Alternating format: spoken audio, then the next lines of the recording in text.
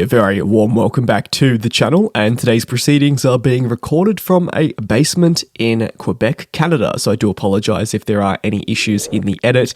Maybe the microphone quality isn't as pristine, but I hope you'll forgive me. In today's video, we're taking a look at capacity cuts with more 737 MAX problems, an airline expecting a delivery delay for a 737 MAX jet, and Air New Zealand suspending flights to a US destination. Let's begin with those 737 delays. In the recent years, the long battle to meet Boeing's upcoming 737-10 certification targets has been again arguably front and center. However, when a door blowout incident occurred on a MAX jet in the first week of 2024, yes, it's been that long, and further quality issues were identified, questions arose over a timeline. Boeing has been refraining from publishing a timeline themselves for quite a period, as they've continued to fail to meet these previous timelines. So you've got to ask yourself, what's the point in releasing new ones if they can't meet those existing ones?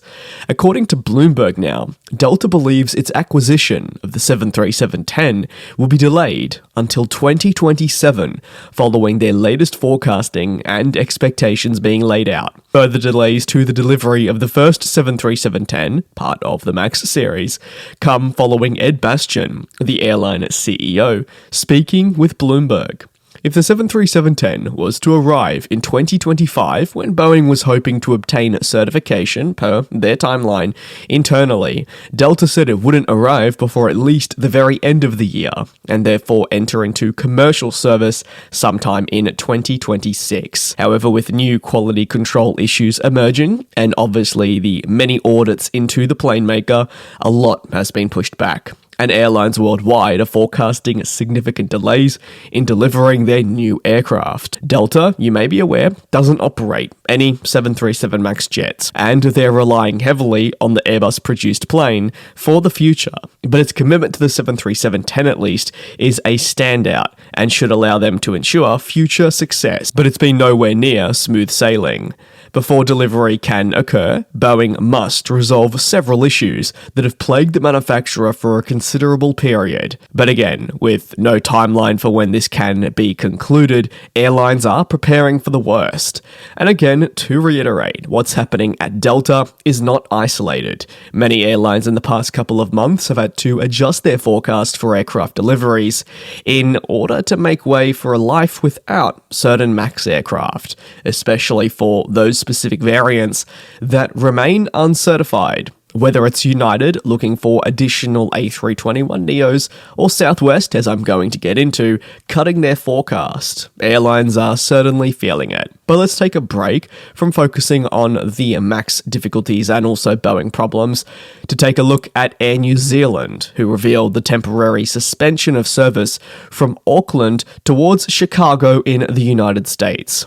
Ultimately, a move that comes only weeks after, you may recall, Air New Zealand cited ongoing competition from the US airlines as a reason why it would see weaker financial results. Now, the airline says the pause will occur from March 31 to October 25, and depending on when this has gone out, services are looking likely to already be suspended.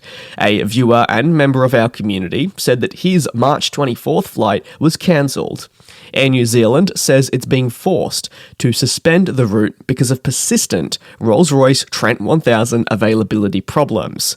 The 787 operates between Auckland and Chicago, but the airline will be unable to operate the flight due to heavy maintenance checks that need to take place on those Rolls-Royce engines. In a statement, the airline engineers identified that these engines require essential maintenance after 750 to 850 cycles.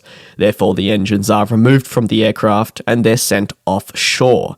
Long-lasting engine issues, yes, have plagued airlines around the world, but probably Air New Zealand is the one that comes to mind as struggling the most. Remember that they were hurt in the late 2010s when they were forced to ground 787s and lease some pretty extensive comprehensive cover in. Next, it would be the Pratt & Whitney engine crisis that are currently impacting its narrow-body Airbus fleet, and especially if we're focusing on that all-important next generation. And now the 787s are back, being impacted. For those now set to be impacted again, like I mentioned by the cancellation, the airline says that customers will have alternative travel across a multi-month period where the flight will not go ahead. Air New Zealand had previously warned of potential network disruption in the future years ahead as it battled several difficult engine difficulties with many of their leading types as well. While the carrier has attempted to make the changes as subtle as possible, many would argue that the suspension of this Chicago service is the one that's made headlines globally and certainly allows us to understand better the effects that the airline is feeling. On to the final story, and that's heading to the United States, where many airlines there are warning of capacity cuts across this calendar year, potentially into the next, following these MAX difficulties.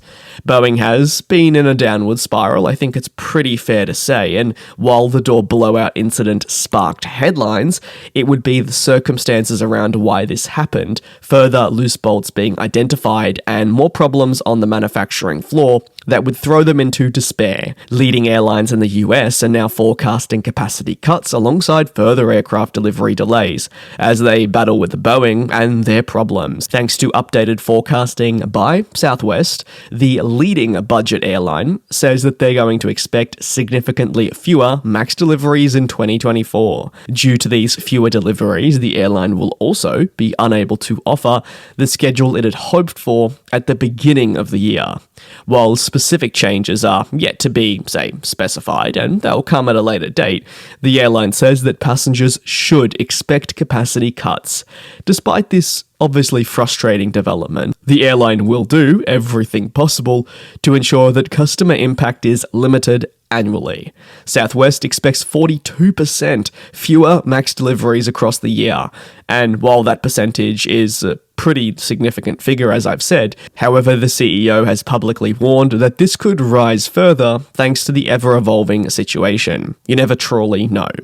At United Airlines, the 737-10 is no longer part of their short to medium-term fleet plan, and the airline is looking to other aircraft types, whether it is the A321neo or further MAX variants that are certified and can be delivered. It is a big problem for United, and ultimately they're an airline that says they'll be unable to grow at the rates that they would ideally like. Generally, these problems many people would consider an inconvenience for your airlines, whether it is for them on a customer level and the relationship they have with their passengers because they're unable to offer the service they intended, maybe it's an employee level, or even just generally a financial level. To cope, many of these airlines are saying that their growth will slow down and they'll be forced to slash services. We will have to obviously keep a close eye on the developments here, but if you have any thoughts, be sure to let me know down below in the comments. Again, appreciate the patience as I am recording this, holding up the microphone in a basement, so I appreciate, like I said, the patience. Take care, and I'll see you same place, same time tomorrow